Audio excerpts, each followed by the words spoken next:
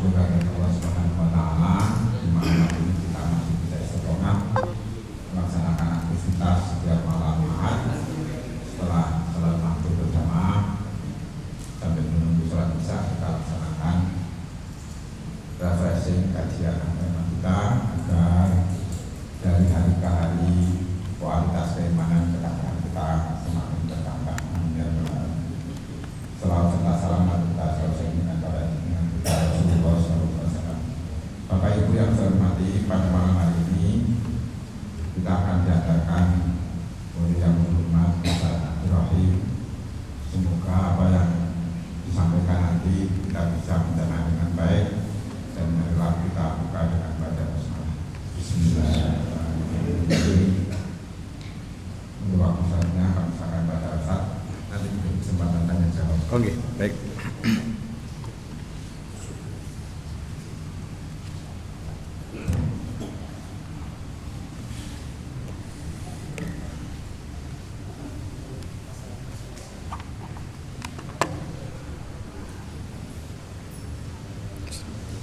Assalamualaikum warahmatullahi wabarakatuh. Alhamdulillahilladzi hadana lihada wa ma kunna linahtadiya laula an hadanallah.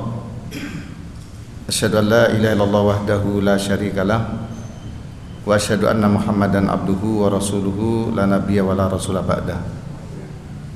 Allahumma shalli wa sallim ala Rasulillah Muhammadin ibni Abdillah wa ala alihi wa sahbihi wa man tabi'ahu bi ihsanin ila yaumil qiyamah, amma ba'du. Rabbi shrah li sadri wa yassir li amri wahlul 'uqdatam min lisani yafqahu qawli. Subhanaka la ilma lana illa ma 'allamtana innaka antal alimul hakim. Bapak dan Ibu jamaah salat maghrib Masjid Nurul Hidayah Kepanjen, rahimakumullah. Kita bersyukur malam hari ini kita berada di tanggal 9 malam 10 Sya'ban 1446 Hijriah, bertepatan dengan tanggal 8 Februari. Kita sama-sama bisa hadir di masjid ini untuk melaksanakan salah satu kewajiban kita sebagai seorang muslim, seorang muslimah, yaitu menunaikan salat maghrib. Dan kita bersyukur kita dapat melaksanakannya fi awali waktin, di awal waktu, jamaatan secara berjamaah, dan kita melaksanakan fil masjidi, di masjid. 3 keutamaan kita capai, kita raih. Mudah-mudahan Allah menerima segala amal ibadah kita serta mengijabahi doa-doa kita. Amin amin ya rabbal alamin. Baik, kita akan mengambil tema sesuai dengan hitungan hari. Kita kurang 20 hari lagi. Betul 20 hari lagi. Tanggal 1 insyaallah kita sudah masuk bulan Ramadan, sehingga kita butuh refresh, penyegaran kembali terkait salah satu ibadah yang dulu kita minta kepada Allah supaya kita ketemu lagi dengan bulan Ramadan. Nah, kurang 20 hari kita akan ketemu dengan bulan suci Ramadan. Menurut maklumat BP, langsung satu paket nih terkait Ramadan, Syawal, Dzulhijjah, bahwa menurut hitungan kalender Hijriyah global tunggal atau hisab, Ramadan itu jatuh pada hari Sabtu tanggal 1 Maret 2025. Karena Februari itu cuma 28, sekarang sudah 8 nih. Berarti persis kurang 20 hari. Sedangkan 1 Syawalnya jatuh pada hari Ahad tanggal 30 Maret 2025. Berarti puasanya berapa hari? 29. Kayaknya agak berbeda perkiraan perkiraan untuk hari rayanya berbeda. Nah, tapi itu sudah Kayaknya baru sama nanti tahun 2027 gitu. Ya. Tapi insya Allah semua sama-sama bisa memahami gitu. Tidak ada masalah gitu. Sedangkan 1 Dzulhijjah itu jatuh pada hari Rabu 28 Mei 2025. Ini yang akan haji sudah harus siap-siap. Insya Allah Malang itu gelombang kedua, kloter terakhir insya Allah tanggal 25, 26, 27 Mei 2025. Nggih. Langsung dari asrama haji itu sudah pakai ihram nggih. Informasinya gitu, kemarin kami rapat di Kemenak, diperkirakan tanggal 25-an untuk kota. Lah kabupaten sama karena satu wilker ya, paling selisih 1-2 hari gitu. Kayaknya paling akhir nanti Probolinggo gitu. Mungkin tanggal 30 Mei-nya gitu. 9 Dzulhijjah ini juga penting karena terkait dengan bagi yang tidak naik haji itu ada puasa hari Arafah, itu jatuh pada hari Kamis 5 Juni 2025. Sedangkan 10 Dzulhijjahnya kita salat Id itu pada hari Jumat 6 Juni 2025. Nah, ini berdasarkan maklumat PP yang ini kadang-kadang ya perlu disimpan. Tidak disimpan kok takut meneh ya.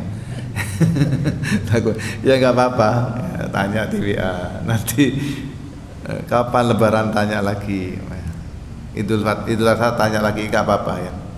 Tapi sekarang gampang Bapak Ibu ya, sudah langsung di mbah Google tuh diklik maklumat PP itu langsung muncul gitu. Baik, karena sudah tinggal 20 hari, mari kita siapkan diri untuk menghadapi ibadah di bulan Ramadan. Di Tarjih sudah diterbitkan tuntunan ibadah pada bulan Ramadan, sudah lama ini. Kira-kira buku ini sudah 10 tahunan gitu. Baik. Yang pertama, persiapan. Dituntunkan agar setiap muslim dan muslimah mempersiapkan diri pribadi baik secara lahir maupun batin. Pribadi, individu. Kita bergembira harus karena bertemu dengan Ramadan. Jangan sebaliknya, wah Ramadan meneh, poso meneh, senep meneh. Harusnya gembira karena ini yang dikabulkan oleh Allah. Yang lain sudah ada yang pergi, sudah meninggal sebelum datang Ramadan tahun ini. Untuk ibu-ibu yang kemarin punya hutang ya, selama 1 minggu karena haid itu segera dikodok. Nah, dikodok itu di sahur. Bapak-bapak juga mungkin safar atau sakit yang mengharuskan tidak puasa, maka itu juga harus diganti. Lalu yang kedua, melakukan pengkondisian Ramadan pada bulan Sya'ban di lingkungan masyarakat, rumah dan masjid-masjid dengan memperbanyak informasi dan kajian tentang tuntunan ibadah Ramadan. Insyaallah di masjid ini sudah disusun program-program terkait Ramadan. Siapa imamnya, siapa yang kuliah taraweh, kuliah subuh atau kajian-kajian lain yang mungkin sedikit berbeda dengan bulan-bulan sebelumnya. Atau yang lain bagaimana takjilnya. Takjil itu apa nggih? Takjil itu kan menyegerakan berbuka, biasanya makanan ringan nggih. Ya ringan-ringan ya, air putih, teh gitu ya, kurma ya, ya gorengan. Nek takjil sego kotak itu takjil gitu. Buka ya. Insya Allah sudah siap gitu. Mempersiapkan sarana dan prasarana kegiatan di bulan Ramadan seperti sositemnya yang memadai, tempat wudunya dibersihkan, kotak-kotak infak disiapkan dan lain-lain termasuk peralatan takjil jika itu dilakukan. Kebersihan baik di dalam masjid maupun di lingkungan sekitarnya. Ya, kadang ya kerja bakti atau mungkin manggil pihak terkait bagian kebersihan.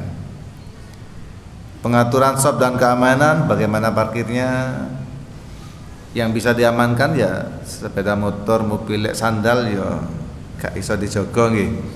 Makanya kalau ke masjid sandalnya nggak usah bagus-bagus nggih. Biar sholatnya khusyuk. Jadwal muadzin imam sampun tadi sudah kita sampaikan, menyiapkan jadwal nggih. Termasuk sholat Idul Fitrinya di mana di sini? Di Kanjuruhan nggih. Di Kanjuruhan nggih. Nggih, sinten jangan mendadak, lek mendadak ya tepak-tepakan. Nggih. Membantu amil zakat ya tentu di bawah koordinasi Lasismu nggih untuk pemungutan dan membagikannya serta bagaimana alat-alat yang dibutuhkan untuk baik pengumpulan maupun pentasarufan. Itu mukadimahnya terkait persiapan baik secara individu maupun secara ketakmiran ataupun kegiatan-kegiatan yang sifatnya bersama. Sambut siap nggih.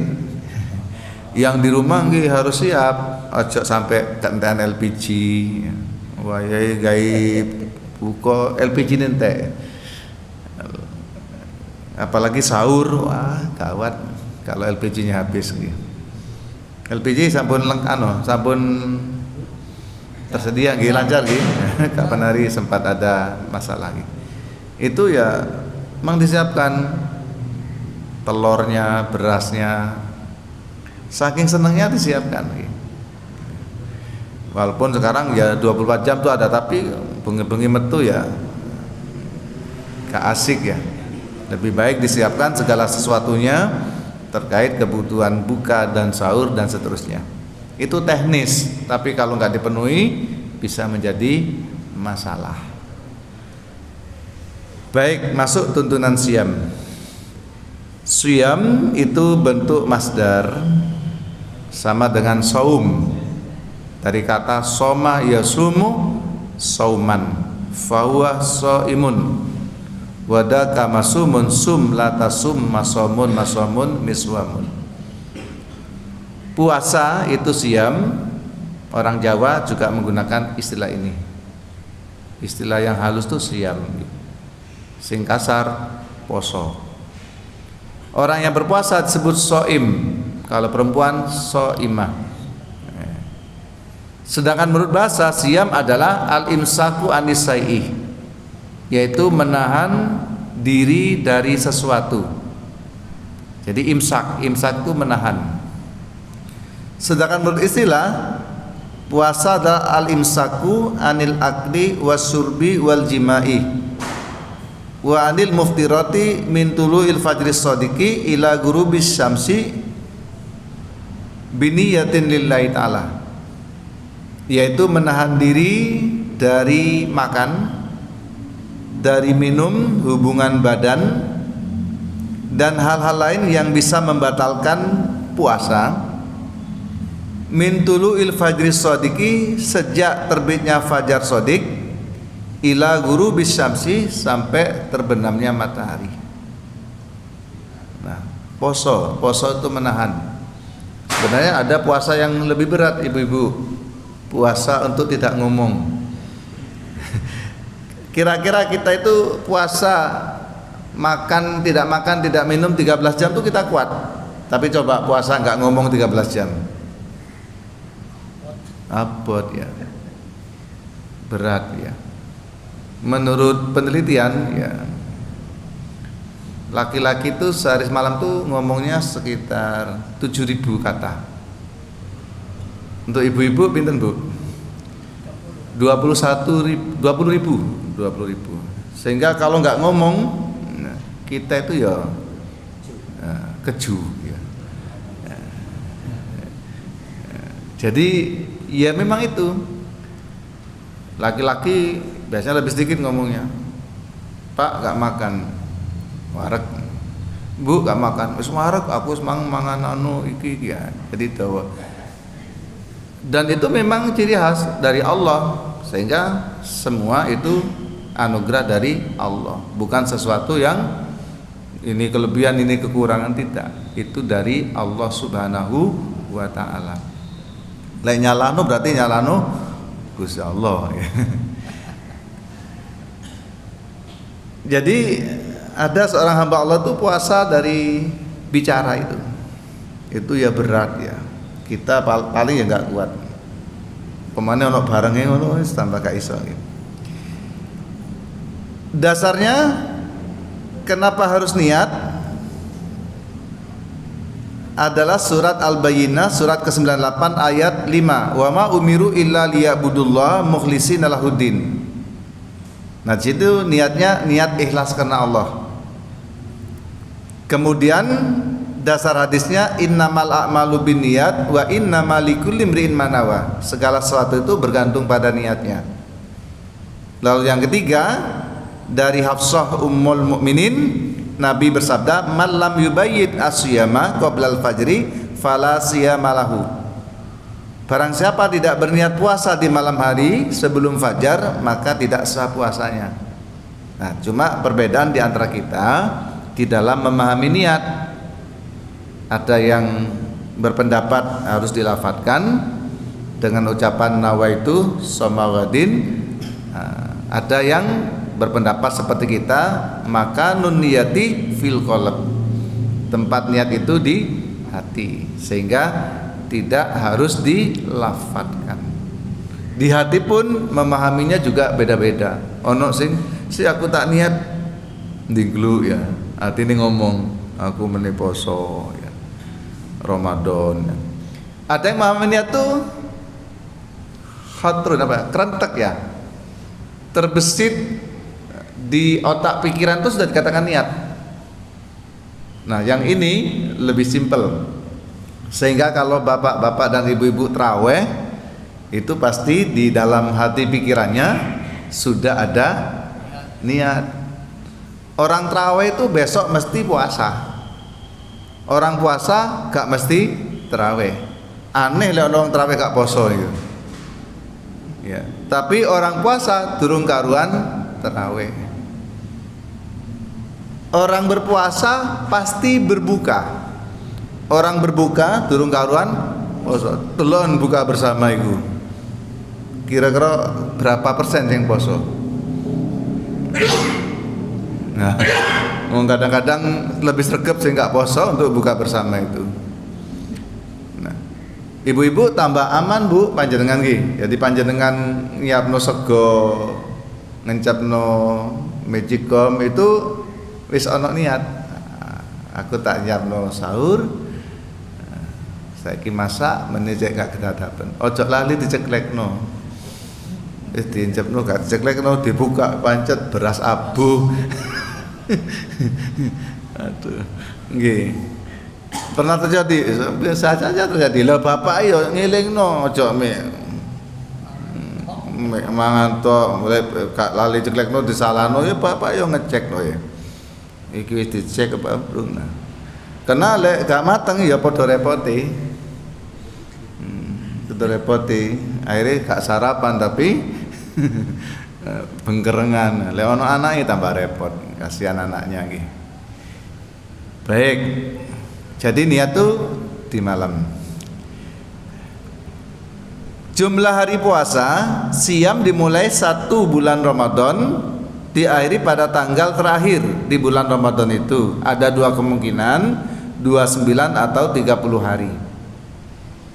Dasar keharusan mengetahui awal bulan Ramadan sesuai dengan keputusan Munas Tarjih ke-23 di Padang tahun 2003, hisab mempunyai fungsi dan kedudukan yang sama dengan ru'yah, dengan melihat ya, melihat dengan mata kepala itu ru'yat. Hisab itu juga melihat, tapi melihatnya dengan apa Pak? Ilmu pengetahuan.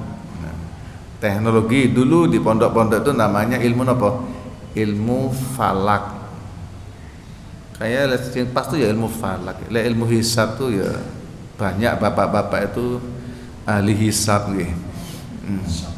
Ahli hisab ya. Lek mari mangan menghisab tuh bingung. Nikmal hudud ba'da dahar. Nikmatnya rokok tuh setelah dahar ya. Ono dalil ya, tapi dalil. Nggih. Jadi hisab tuh kedudukannya sama seperti ruyat menurut tarjih. Faman saida minkum musara falyasum. Ini syahidah menyaksikan dengan mata kepala. Sekarang pun juga dibantu, mata kepala itu dibantu apa? Alat namanya teropong bintang. Apa namanya lagi itu ya? Teleskop apa dia? Sedangkan yang hisab menggunakan ini surat Yunus ayat 5. Huwallazi ja'ala asy-syamsa diya'a wal qamara nura wa qaddarahu manasila ta'lamu adada sinina wal hisab. Ini tentu kita nggak bahas ini, nanti panjang ya. Ini hadis-hadis terkait ru'yat dengan hisab nih. Ada kalimat fakdurhu ya.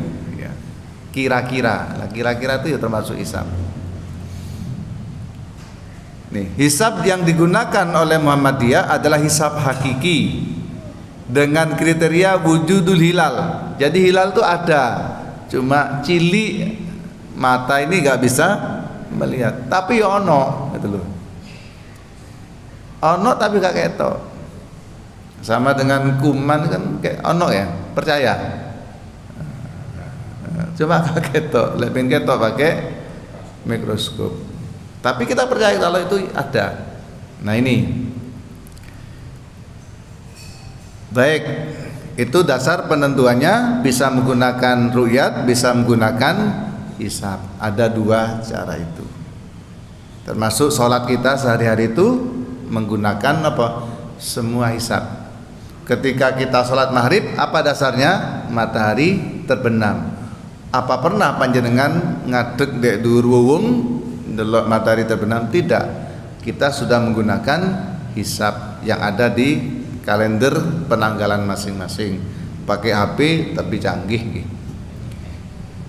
Sudah ada alarmnya gitu.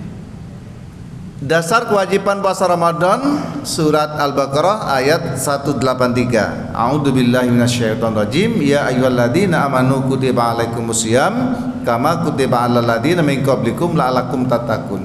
Kudu diwaca. Aja sampai gak diwaca. Hari pertama kudu diwaca. Kenapa ini dasarnya? Supaya kita minimal sadar satu yang dipanggil itu orang yang beriman.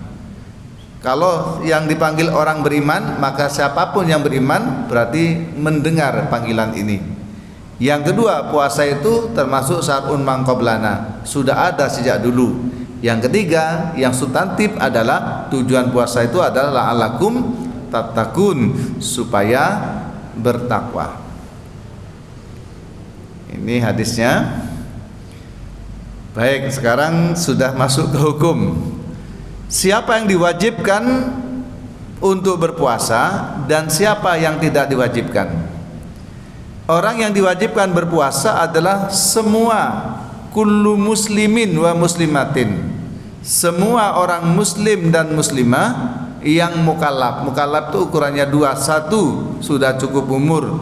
Dua, berakal sehat, balik dan akil. Kemudian yang kedua, orang yang tidak diwajibkan puasa Ramadan tetapi wajib mengganti di luar Ramadan, wajib mengganti. Sinten niku ada dua orang. Yang pertama perempuan yang haid. Yang kedua perempuan yang nifas, yaitu darah yang keluar pasca persalinan atau wiladah, melahirkan. Maka dua kondisi inilah berlaku untuk wanita. Tidak diwajibkan, bahkan kalau puasa tentu tidak sah. Namun harus mengganti di hari lain, dasarnya ini.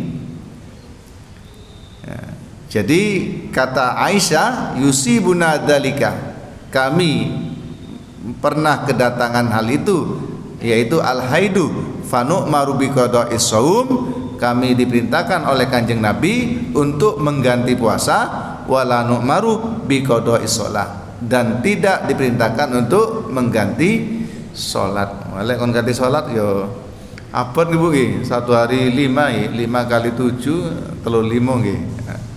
Luar biasa, Allah itu sangat bijak. Tapi kalau puasa tetap wajib diganti. Siapa orang yang diberi keringanan, bahasa Arabnya itu rukhsah atau dispensasi, dan yang boleh meninggalkan puasa. Satu, orang yang diberi keringanan atau dispensasi atau rukhsah untuk tidak berpuasa, tetapi wajib mengganti. Bahasa Arabnya itu mengkodok, pakai ki, bukan menghodok tapi mengkodok, di luar bulan Ramadan. Satu, orang yang sakit biasa, tapi seandainya puasa dia tidak kuat atau terikat oleh obat atau akan menghambat proses kesembuhan, maka dia tidak puasa tetapi wajib mengganti di luar Ramadan. Yang kedua, orang yang sedang bepergian musafir, ada dua opsi. Bisa berpuasa jika itu kuat, jika tidak kuat boleh tidak puasa. Kuat pun juga boleh tidak puasa. Tapi masing-masing ada konsekuensinya. Faman kana minkum maridun aw ala safarin fa'iddatum min ayyamin ukhra.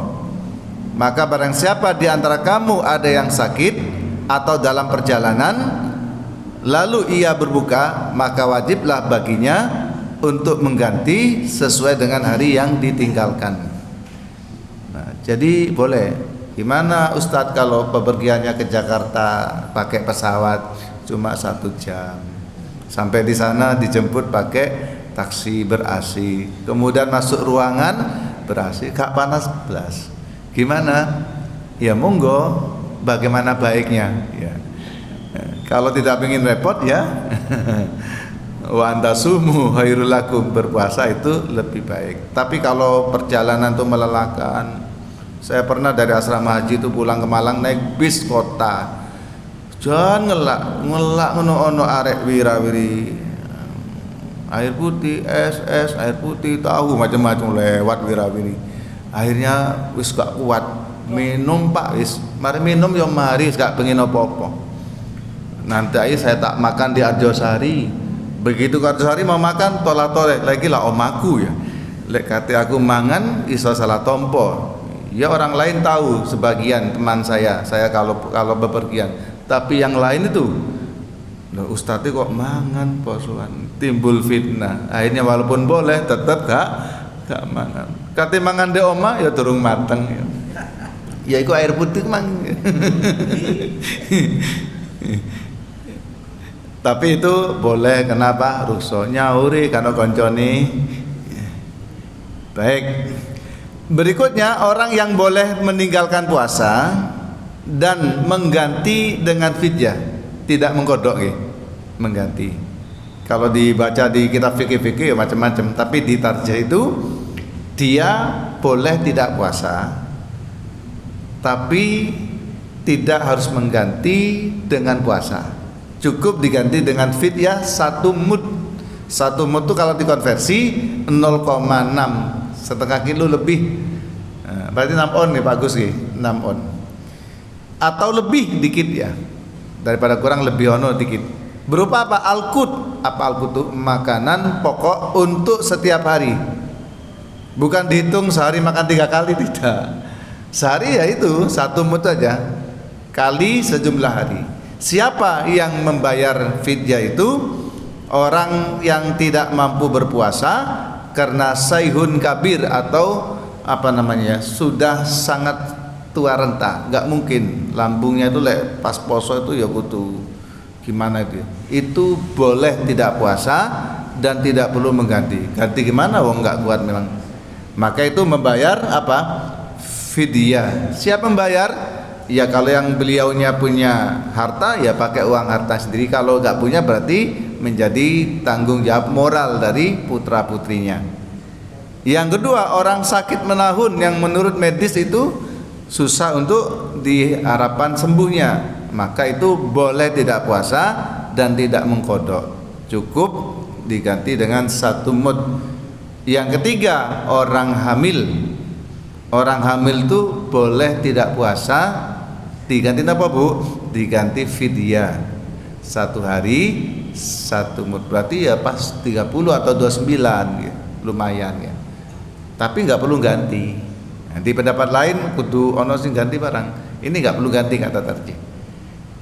Yang keempat, orang yang perempuan yang menyusui, punya anak kecil, dia menyusui. Nah, di dalam Al-Qur'an itu menyusui itu berapa tahun? Wal walidatu yurdi'na haulaini kamilaini. Hendaklah para ibu itu menyusui anaknya itu selama 2 tahun kamilaini yang sempurna. Maka 2 tahun ya nggak puasa boleh, bayar fidyah. Kalau digabung hamil 1 tahun 1 kali puasa, ditambah menyusui 2 tahun, berarti 3 tahun nggak puasa. Tahun keempat hamil meneh, nyusui meneh 6 tahun.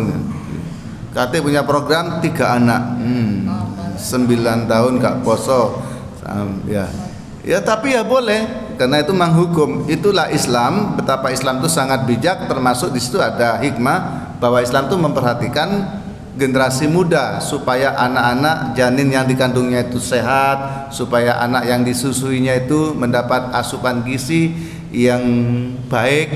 Maka itu diperbolehkan wanita itu tidak berpuasa saat hamil maupun saat sedang memberikan ASI.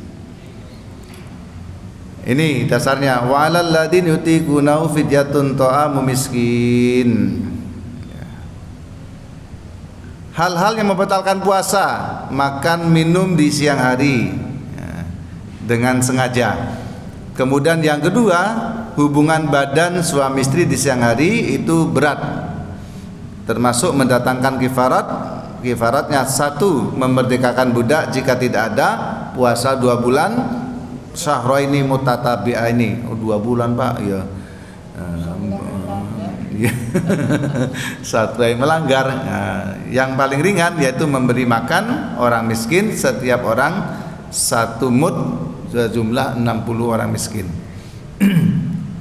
Tidak saya baca hadisnya karena waktunya terbatas. Bagaimana orang yang lupa? Orang yang lupa makan atau minum di siang hari Ramadan dalam keadaan puasa, tidaklah batal puasanya dan harus meneruskan puasanya, bukan lupanya ya, tanpa adanya sanksi sedikit pun.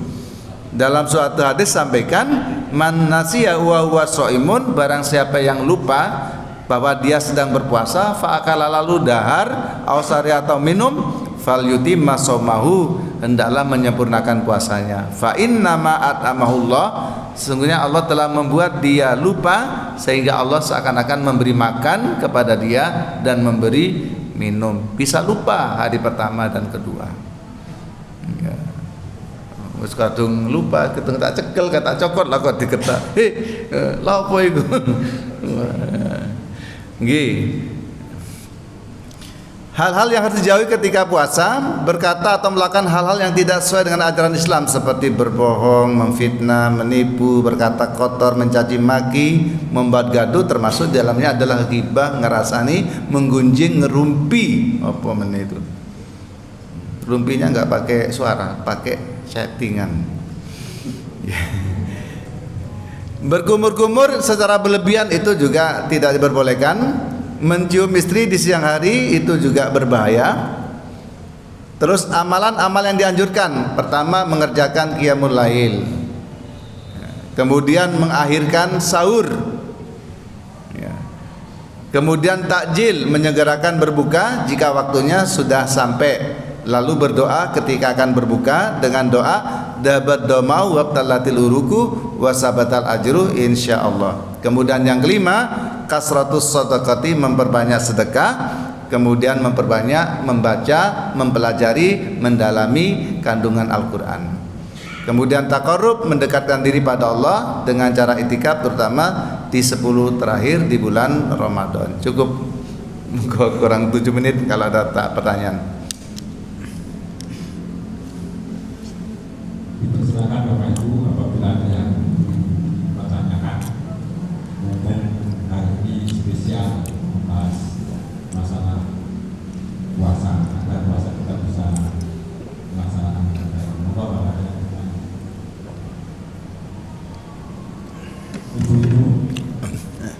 Sudah paham semua ya? Nggih, monggo Bunda.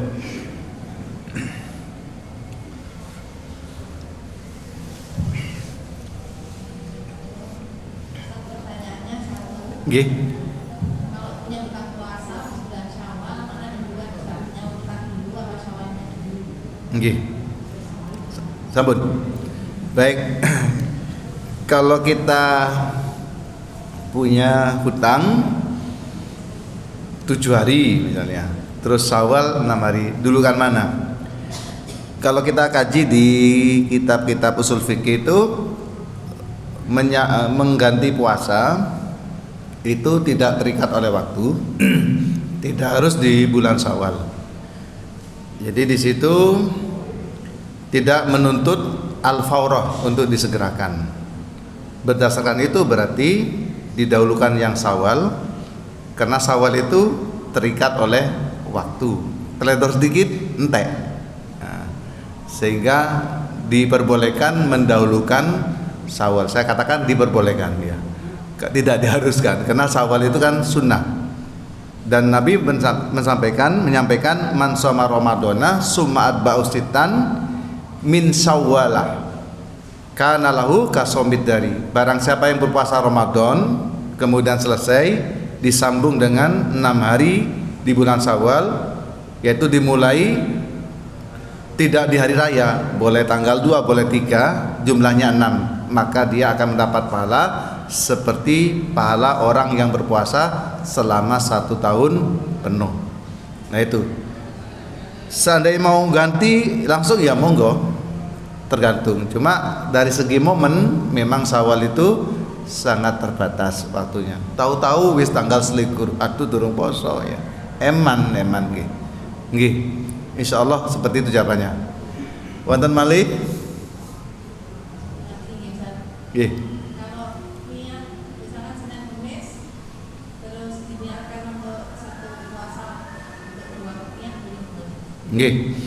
Jadi niatnya niat mengganti tapi ditepakno Senin. Cukup itu aja nggih. Nggih. Enggak perlu 2 niat. Nggih. Tapi insyaallah puasa Seninnya itu katut asalkan apa? Biasai poso Senin dan Kamis. Biasai. Lek biasai gak poso Senin Kamis ya gak katut. Wong biasa gak poso kok saiki malah kate niat double. Jadi lek biasai anjen poso Senin Kamis lalu panjenengan nyaur pas tepakno Senin Kamis itu ya insyaallah katut kena kebiasaan seperti itu.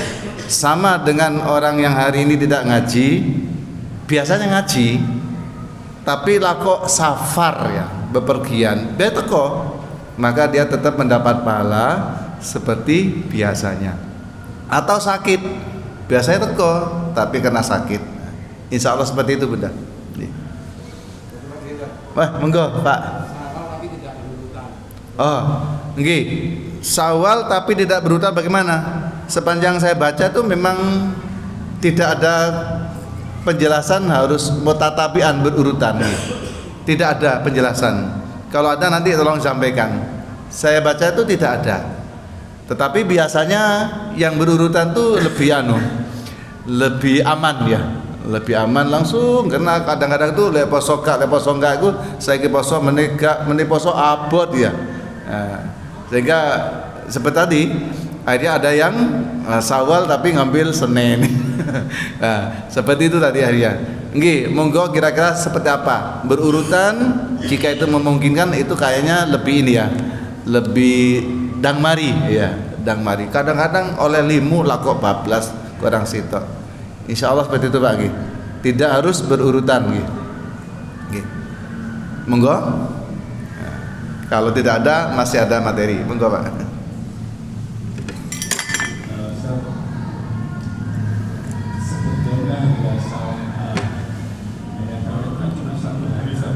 Kenapa? Sebenarnya kan cuma 1 hari. 1 hari nggih. Saya memperhatikan kita itu merayakan hari Syawal apa enggak ada Ustaz. Karena kita itu sehingga yang hal yang seharusnya kita lakukan jadi kerenan. Nggih, contohnya Contohnya misalkan ya, karena kita itu berlebihan dalam berhari sawal, merayakan sawal itu. Misalkan ya, kalau saya itu secara ekonomis katakan, itu mungkin satu keluarga itu bisa jadi lebih dari 4 juta, katakanlah seperti itu. Okay. Sehingga kita itu pada saat nanti 10 Zulhijjah kita itu ada ibadah yang nilainya itu mungkin jauh lebih tinggi daripada bersawah tadi yang berlebihan itu. Itu saya kadang-kadang berpikir apakah kita itu dalam melakukan sawah itu nggak berlebihan, sampai itu tadi puasa itu kita sampai menunda ya, karena masih banyak jajan kadang-kadang. Itu sehingga berpuasa 6 bulan sawah itu kita kadang-kadang dicicil dan ditunda-tunda tidak. Padahal afdaliyahnya itu sambung itu saja kalau afdaliyah. Baik. Jadi Syawal itu untuk lebaran yang diharamkan puasa itu memang 1 Syawalnya itu. Untuk perayaannya memang nggak ada ketentuan. Tidak ketentuan mau 2 hari, mau 3 hari, mau 7 hari, tidak ada ketentuan. Yang jelas itu momen kegembiraan. Dan memang Syawal itu ya takbirnya pun selesai ketika sholat Id. Setelah itu nggak ada takbir. Beda dengan Adha yang itu sampai 4 hari gitu. 4 hari mulai 10, 11, 12 sampai 13. Cuma ya itu tadi Pak, kegembiraan itu sedemikian rupa, kemudian dilanjutkan dengan tradisi yaitu silaturahim, saling meminta maaf. Kenapa meminta maaf? Karena dengan Allah sudah dimaafkan berkat manfaat dari puasa, sementara dengan sesama itu belum dimaafkan sebelum apa? Sebelum meminta maaf. Maka di sini ya di Indonesia saya nggak ngerti luar negeri itu digunakan momen Syawal itu untuk saling meminta maaf dan memberi maaf. Maka muncullah Syawalan yang berhari-hari tadi. Aspek-aspek lain ya tentu bergantung pada masing-masing. Ada yang mengatakan boros karena banyak pengeluaran, ada yang ancen yang ngono iku cari wong mudhara iku ya telasan ya. telasan itu ya telas temenan. Sing seneng ya arek-arek cilik ku mang ya. Arek cilik oleh angpau. Lah sing tua-tua ini malah harus ngasih angpau lah. Nah itu Pak. Nah, artinya sepanjang tidak berlebihan boros itu tentu enggak masalah Pak ya. Ya sesuai dengan kemampuan. Tapi ada juga Pak, dulu almarhum mertua saya itu enggak peduli. Pokok hari kedua ya poso.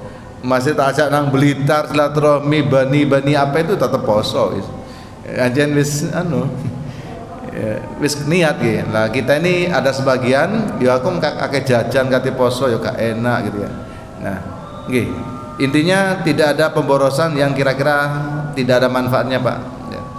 Termasuk juga tidak boleh memaksakan diri sampai utang-utang barang ngedol sapi ya ojo nggih.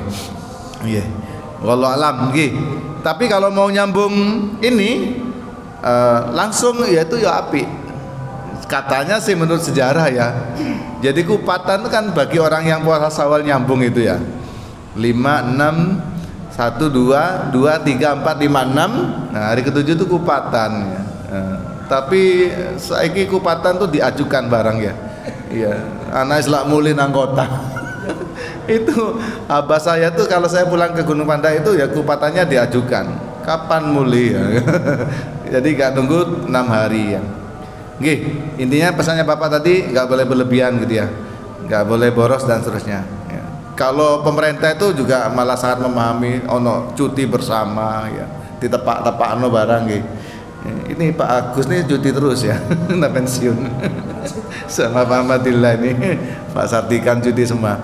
Baik, demikian Bapak Ibu, masih ada materi yang lain tentang tarawih tentu nanti bisa disampaikan oleh para ustadz yang ada di sini karena waktunya terbatas. Mari kita sambut Ramadan dengan gembira, dengan ucapan marhaban ya Ramadan, gembira dan bersyukur dengan cara memaksimalkan beribadah puasa dan ibadah-ibadah yang menjadi satu rangkaian dengan puasa itu sendiri. Demikian, mohon maaf jika ada hal yang kurang berkenan. Akhirnya fastabiqul khairat wa akhiru da'wana alhamdulillahirabbil alamin. Wassalamualaikum warahmatullahi wabarakatuh. Terima kasih Ustaz Ibrahim telah mengantarkan kita